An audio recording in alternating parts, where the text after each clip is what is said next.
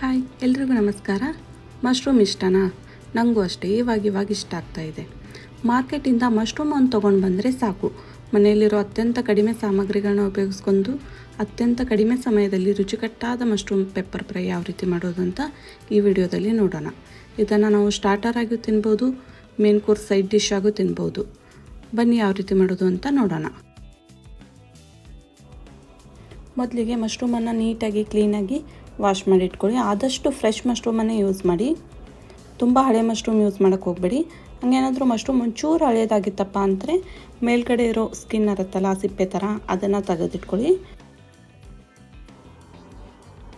ಈ ಮಶ್ರೂಮ್ ಸೈಜಲ್ಲಿ ದೊಡ್ಡದಿರೋದ್ರಿಂದ ನಾನು ಇದನ್ನು 4 ಭಾಗ ಆಗಿ ಕಟ್ ಮಾಡ್ಕೊತಾ ಇದ್ದೀನಿ. ನಿಮ್ಮದೇನಾದರೂ ಮಶ್ರೂಮ್ ಮೀಡಿಯಮ್ ಸೈಜ್ ಆಗಿದ್ದರೆ 2 ಪೀಸ್ ಆಗಿ ಕಟ್ ಮಾಡ್ಕೊಳ್ಳಿ.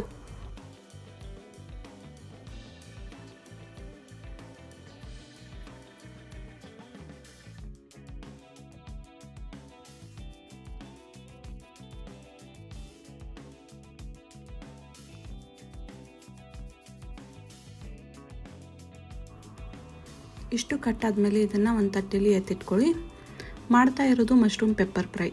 ಪೆಪ್ಪರ್ ಫ್ರೈ ಮಸಾಲೆನೇ ಇದಕ್ಕೆ ಕಿಂಗ್ ಆಫ್ ದ ಕ್ಯಾರೆಕ್ಟರ್ ಅಂತ ಹೇಳ್ಬೋದು. ಬನ್ನಿ ಈಗ ಪೆಪ್ಪರ್ ಫ್ರೈ ಮಸಾಲಾನ ಯಾವ ರೀತಿ ಮಾಡೋದು ನೋಡೋಣ. ಪ್ಯಾನ್ನ ಬಿಸಿಗಿಟ್ಟು 2 ಸ್ಪೂನ್ ಆಗುವಷ್ಟು ಪೆಪ್ಪರ್ ಹಾಕ್ತಾಯಿದ್ದೀನಿ. ಕರಿಮೆಣಸು 1 ಸ್ಪೂನ್ ಆಗುವಷ್ಟು ಜೀರಿಗೆ, 1 ಸ್ಪೂನ್ ಆಗುವಷ್ಟು ಫೆನಲ್ ಸೀಡ್ ಸೊಂಪು ಹಾಕ್ತಾಯಿದ್ದೀನಿ. ಇಷ್ಟನ್ನು ಡ್ರೈ ರೋಸ್ಟ್ ಮಾಡ್ಕೊಳ್ಳೋಣ.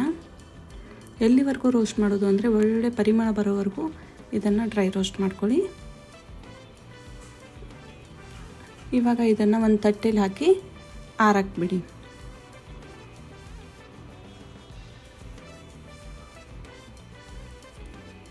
ನೋಡಿ, ಇದು ಕೂಲ್ ಡೌನ್ ಆದಮೇಲೆ ಇದನ್ನು ಮಿಕ್ಸರ್ ಜಾರ್ಗೆ ಹಾಕ್ಕೊಂಡು ಇದನ್ನ ಪೇಸ್ಟ್ ಮಾಡಿ, ಪೌಡ್ರ್ ಮಾಡಿ. ಅಷ್ಟೇ, ಮುಗಿದೋಯ್ತು. Mushroom pepper fried masala ready. ಇವಾಗ ಒಂದು ಪಾತ್ರೆಗೆ ಒಂದು 3 ರಿಂದ 4 ಸ್ಪೂನ್ ಆಗೋಷ್ಟು ಎಣ್ಣೆ ಹಾಕ್ಕೊಳ್ಳಿ. ಹಾಗೆ 1 ಕ್ಯೂಬ್ ಆಗೋಷ್ಟು ಬೆಣ್ಣೆನ ಹಾಕ್ಕೊಳ್ಳಿ. ಇವೆರಡು ಬಿಸಿ ಆದಮೇಲೆ ಇದಕ್ಕೆ ನಾನು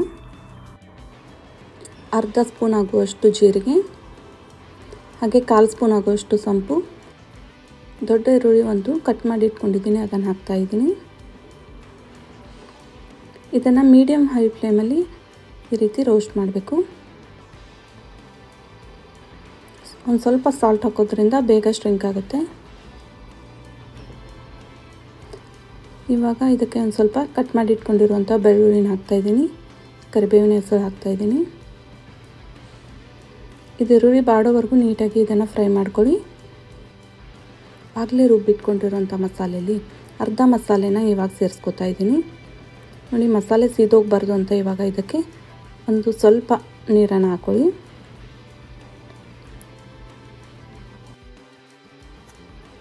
ನೀರು ಹಾಕಿದ್ಮೇಲೆ ಚೆನ್ನಾಗಿ ಈ ಥರ ಮಿಕ್ಸ್ ಮಾಡಿಬಿಟ್ಟು ಇದಕ್ಕೆ ನಾವು ಇವಾಗ ಕಟ್ ಮಾಡಿ ಇಟ್ಕೊಂಡಿರುವಂಥ ಮಶ್ರೂಮನ್ನು ನಿಧಾನಕ್ಕೆ ಹಾಕೊಳ್ಳೋಣ.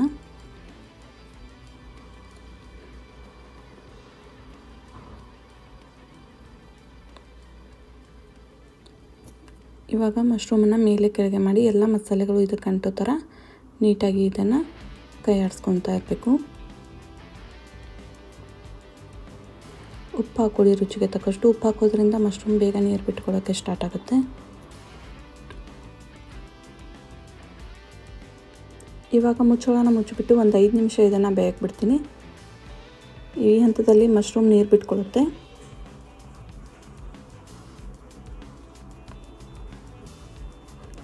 ಆವಾಗವಾಗ ಈ ರೀತಿ ತೆಗೆದು ಈ ರೀತಿ ಇದನ್ನು ಮಿಕ್ಸ್ ಮಾಡ್ತಾಯಿರಿ.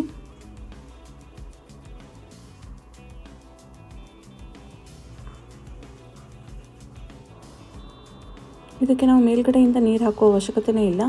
ಮಶ್ರೂಮ್ ನೀರು ಬಿಟ್ಕೊಳ್ಳುತ್ತಲ್ಲ, ಆ ನೀರು ಬಿಟ್ಕೊಳ್ಳೋದ್ರಿಂದ ಆ ನೀರಿಂದನೇ ಮಶ್ರೂಮ್ಗೆ ಮಸಾಲೆ ಎಲ್ಲ ಅಂಟ್ಕೊಳ್ಳುತ್ತೆ. ಬಟ್ ಕೈ ಆಡಿಸ್ತಾನೆ ಇರಬೇಕು ಈ ರೀತಿ ಕಂಟಿನ್ಯೂಯಸ್ ಆಗಿ, ಇಲ್ಲಾಂದರೆ ತಳ ಹಿಡಿಯುತ್ತೆ.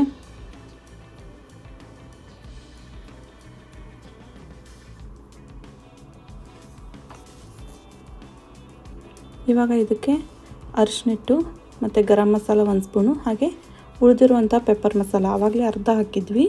ಇವಾಗ ಇನ್ನೊಂದು ಸ್ವಲ್ಪ ಉಳಿದಿರುವಂಥ ಅಷ್ಟು ಮಸಾಲೆನ ಇವಾಗ ಹಾಕೋಣ.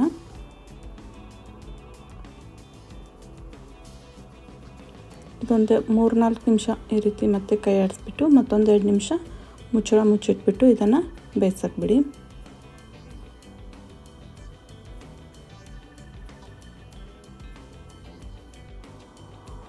ನೋಡಿ ಮಶ್ರೂಮ್ ಎಷ್ಟು ಚೆನ್ನಾಗಿ ಜ್ಯೂಸಿಯಾಗಿ ಕಾಣ್ತಾ ಇದೆ. ಈ ಹಂತದಲ್ಲಿ ಇದನ್ನ ಫ್ಲೇಮನ್ನು ಆಫ್ ಮಾಡ್ತಾ ಇದ್ದೀನಿ. ಇನ್ನೂ ಜಾಸ್ತಿ ಹೊತ್ತು ಫ್ರೈ ಮಾಡಿದರೆ ಮಶ್ರೂಮ್ ಎಲ್ಲ ಕಂಪ್ಲೀಟಾಗಿ ಡ್ರೈ ಆಗುತ್ತೆ. ಇವಾಗ ಫ್ಲೇಮ್ ಆಫ್ ಮಾಡಿಬಿಟ್ಟು ಇದಕ್ಕೆ 1-2 ಸ್ಪೂನ್ ಆಗೋಷ್ಟು ನಿಂಬೆ ರಸ, ಕಟ್ ಮಾಡಿ ಇಟ್ಕೊಂಡಿರುವಂತಹ ಕೊತ್ತಂಬರಿ ಹಾಗೆ ಕಟ್ ಮಾಡಿ ಇಟ್ಕೊಂಡಿರುವಂತಹ ಸ್ಪ್ರಿಂಗ್ ಆನಿಯನ್ನ ಹಾಕ್ತಾಯಿದ್ದೀನಿ.